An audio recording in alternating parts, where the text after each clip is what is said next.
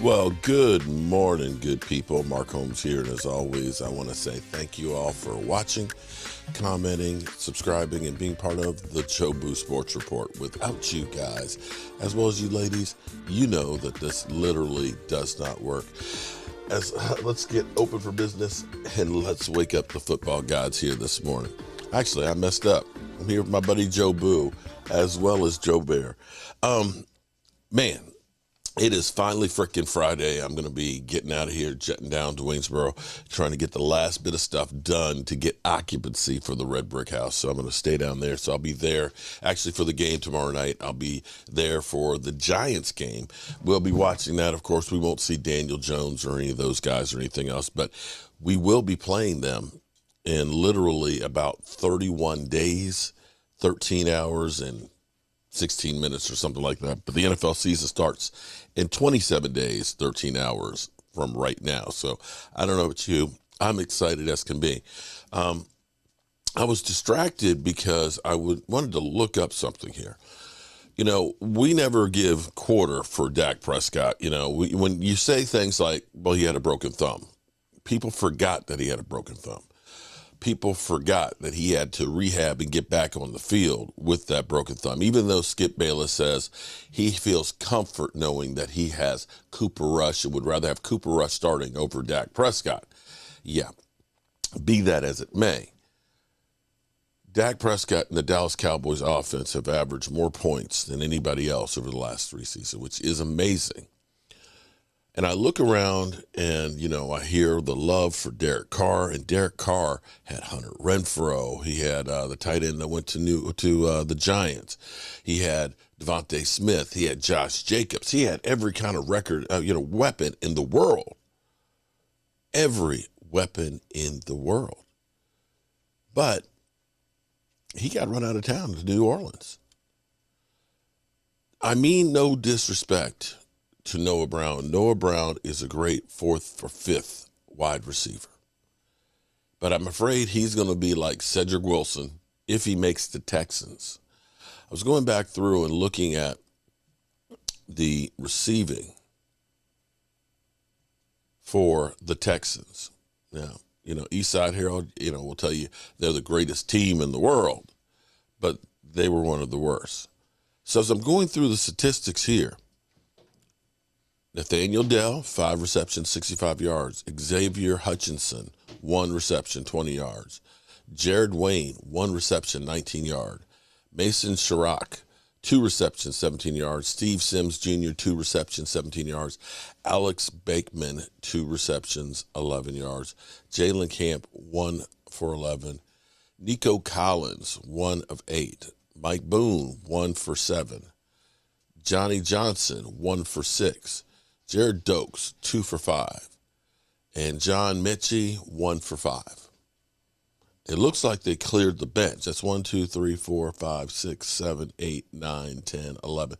12 receivers that got a pass. There's no Noah Brown. There's no Noah Brown. When it came to playoffs, yes, we're talking about playoffs. Once Tony Pollard went down, Noah Brown was one of your best weapons. Now, maybe they looked and said, we're going to sit Noah Brown because he's great. Maybe that was the case. I don't know. Maybe they figured that he just doesn't need the work. But they had the rookie quarterback out there, CJ Stroud. They had Davis Mills. I don't think they have another quarterback that's, you know, like a starter that they were sitting. To me, it looked like they were playing all their guys to get experience because they are a young team. But yet there's no Noah Brown. So you have to look at that and say, if Noah Brown can't scratch the lineup in a preseason game for the Texans, you have to look and say, that's not a top-tier wide receiver that you had as one of your weapons last year. Now, things are totally different because we got Brandon Cooks, who was their best receiver there last year for the Texans. And I think that's going to make a world of difference. We'll see. You know, and I'm old enough to remember when they said that the Cowboys had interest in CJ Stroud. Do you guys remember that? I do. I remember that we went through this whole thing of Dak Prescott. Dak Prescott's on the hot seat. Cowboys thinking about drafting quarterback, CJ Stroud. Oh, I want CJ Stroud. Ah, yes. Get Dak's ass out of here. He sucks. CJ Stroud. You know, it started a whole controversy out there. CJ Stroud. Well, CJ Stroud had his first opportunity, his second pass on 3rd down and 21. Let's go to the tape. Early in his Patriots tenure. Now Stroud hanging in, throws it to the near side. Boom. Ooh. And on the return for the Pats, sidestepping a hit is Mills. Takes it back across the middle. Try to turn the corner on the far side. It's still on his feet. Until he takes the spill at the 24. Early in his Patriots tenure. Now Not Stroud. good. Not good. So there's that. Yeah, that was bad. That was bad. Anyway, we have our first game tomorrow, and we're hearing that Mazi Smith should be playing tomorrow. We had a scare the earlier part of this week when we heard that he was getting an MRI for tendonitis, a preliminary, just a cautionary. The Cowboys, understand, don't go crazy when you hear the Cowboys say they're getting an MRI. I think they've got stock in the MRI company and they get kickbacks off of it because you can get a hangnail with the Cowboys. They're going to do an MRI on you. So apparently he's fine. Cowboys doing a walkthrough today. They'll be playing, of course, the Jaguars tomorrow. We will be live streaming during the game. Here's what's funny. I've noticed something lately. I've noticed something with the talking heads out there. The only thing they've got right now against the Cowboys is Dak Prescott's interceptions from last year and that the Cowboys haven't been to the NFC Championship or the Super Bowl since the mid-90s. That's the only thing they have to say negative about the Cowboys. They'll focus in on practice, he's got interceptions. They won't say that he's got like 30 TDs and, maybe 8 or 9 interceptions in practice. But they'll focus in on that. And understanding that you may have the best cornerback duos and safeties in the NFL. You may have the best back end. And you've got Micah Parsons, who has become an unstoppable beast. He is literally saying, I'm coming after you, Dak. It doesn't do you any good for me to lay off, because if you can face me every day in practice, and the game's going to be easy. The games are going to be easy because he is arguably the best defensive player in the NFL. I know Rashid will disagree with me, but when you think about all of the different ways that he comes at you and all the different things that he does, he's one of the top pass rushers, and he's only doing it part-time. He wasn't a pass rusher in college. He became one out of necessity during the Cowboys' rookie year. And he has been unstoppable to where you look at it and say, we need to lean on him to be more of that pass rusher because he's disruptive. He's not getting the sacks, he's getting the pressures. He's making others feast, and you can see where the Cowboys have started to really get up there in sacks. It used to be a couple years ago, we got 32 sacks in a season. That was a great season because we had seasons where we were ass when it came to sacks. Now, here's the thing that's funny. Whenever you have something good to say about the Cowboys, you always get this kind of look. Look at that. Oh, here we go. We got to say something good about the Cowboys. Look at that look. But this clip is really fitting. I love listening to this. I am glad he's still breathing and still playing in the NFL. I'm glad that you pointed that out there just in case anybody was concerned about his health and his well-being. But how can you not say Micah Parsons? You talk about Aaron Donald, and he rushes he's the most disruptive interior pass rusher that maybe we've seen in our generation of watching football. Watch where Micah Parsons lines up. 171 snaps at linebacker. He's coming off the edge. He has the highest pass rush win rate in the NFL, more than Nick Bosa, by the way, who is a true edge rusher. Watching everything that this guy did beyond last year. You can't just judge it alone in sack numbers. I know that we love to do this, and I know that we can speak to this from what those numbers mean. 26 and a half sacks in his first 2 seasons. That's remarkable. He's going to be on that Aaron Donald pace. He's only going into his 3rd season. But I think back to Week 15 last year when the Dallas Cowboys played the Jacksonville Jaguars, and he only logged 1 sack, and people are like, oh, he's slowing down. Teams are figuring him out.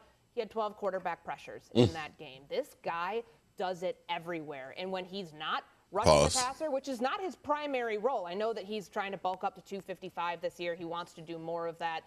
They utilize him as a chess piece, and you have to game plan for wherever he is on the field because he's a game wrecker. So if he's not dropping back into coverage, he's playing the run, he's coming off the edge, he's everywhere. Nobody gets after the quarterback as fast as Micah Parsons. I was watching back some film this morning against the Washington game last year where he might not get the sack. It might not get recorded on Sam Howell, but he's pushing that left tackle right back into him. And how quick his get-off is off the edge, I don't know if there's another player in the NFL that produces like that as quickly as he has. And, the trajectory he's on, we're going to be having this conversation about him in that best of category for the entirety of his career. Bam. Wow. And you have to look at that. I have this discussion with Giant fans all the time. And, you have certain players that are untouchable, where you just can't even say anything about them. But you may be witnessing, Orange Taylor was generational, if not the best pass rusher ever. And he revolutionized the position. It changed because then everybody was looking for the Lawrence Taylor. You had to game plan against him. You had to stop him because that guy was a one-man wrecking gang, and he made everybody else around him that much better. Not that he had chopped liver with him. He was on some of the greatest defenses. He made them better, the guys that were already pretty good. When Micah Parsons started out, there wasn't a lot there. I mean, we had DeMarcus Lawrence, who was injured, and so he had to step into that role. We had Randy Gregory. We had Dorrance Armstrong, who hadn't had the great season that he had, and he had really no great interior defensive line. You're getting guys that are there that are also a product of Micah Parsons, because Micah Parsons is that dude that you say he can destroy us by himself. Maybe this guy over here can, but we know this guy will. So he's getting the lion's share of the stopping. But you see D-Law, 6 sacks or so. You see Dorrance Armstrong with 8.5 sacks. You see Sam Williams with like 4. You see Dante Fowler with like 6. You're seeing guys that are feasting that you don't even think about. We had so many guys that did well last year, pass rushing, that we forgot about some of them. Because we're deep, because that guy makes everybody else better. And if he is that guy with the Stephon Gilmore out there, where you're going to have guys covered, not wide open, because Anthony Brown is not Stephon Gilmore. Now you're talking about the quarterback having to survey and go to that 3rd, 4th read and taking more time with the ball. And now that you have Mazi Smith, who should be playing tomorrow night, if he can be that guy. I know we've already got Philly 500 talking about, damn, I can't even think of his name right now. Jordan Davis. The comparison to Jordan Davis, even though Jordan Davis has been here for a year already and really hasn't busted a grape, he's already comparing the two of them. You might as well say Jordan Davis is a rookie, because did his rookie year really count? Even though they say he's one of the top 25 under 25. I don't understand that one. For me, I have to say that, Tyler Smith, if Jordan Davis is one of the top 25 under 20, Tyler Smith got to be one of those. But be that as it may, we got the shade on the Cowboys. Anyway, Micah Parsons is that guy. He walks, talks, and breathes, I'm going to kick your ass. And I love that. It reminds me of somebody I played with that truly lived that. Charles Haley. And he was a disruptor as well. All right, good people, I got to hit the road again, get back down to the Red Brick House as we're coming on the tail end of that place. It has changed so much. It's amazing with the electrical work Michael has done, the HVAC by my brother and things, the tile work by my man Jet, the stripping by my wife. Oh my God, my wife is one hell of a stripper. The way she has stripped that place, oh my goodness. And of course me, I'm lazy. I don't do nothing there. I do absolutely positively nothing but do videos. Document the work. That's right. I document the work. You know, that plastering of the walls. I don't know. I guess I got elves that do that stuff. That framing up underneath the house and digging holes for concrete and mixing cement and framing up and you know, patching drywall and insulating. I don't know who does all that. But hey, I'm just glad that they do, because the place is getting together and I can't wait to actually watch my first Dallas Cowboys game from the Red Brick House. I'm Mark Holmes, and well, maybe I'm Joe. You ready to go to the Red Brick House, bro? Let's go to the Red Brick House this weekend so we can watch the Cowboys. We may have to go to 7-Eleven to get some wings, though, because I don't have deep fryer down there. All right, good people. As always, I appreciate each and every one of you guys, and we are out. Mark Holmes here, and as always, I want to thank you all for watching, commenting, subscribing, and being part of the Joe Boo Sports Report.